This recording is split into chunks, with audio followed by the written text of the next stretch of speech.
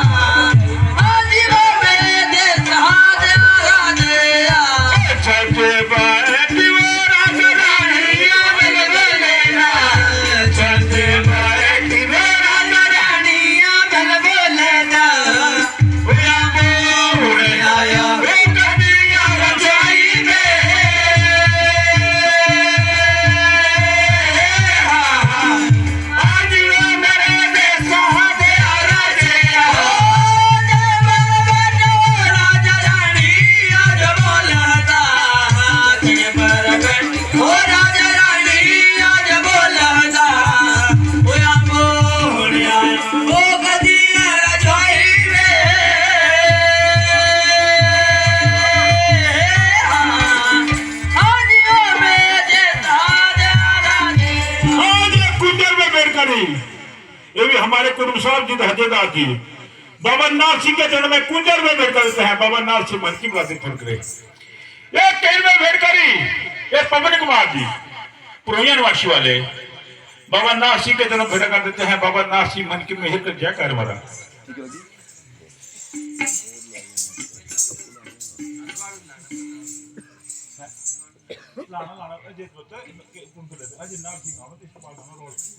time मार लगे ना भाई रोल लोग सब कुछ बैठ रहा हूं खाली मजे नहीं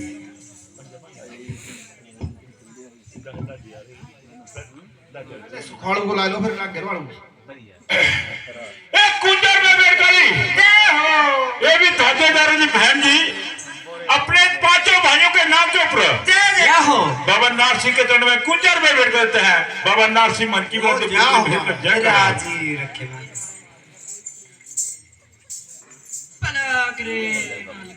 राजी रखे दिया जाओ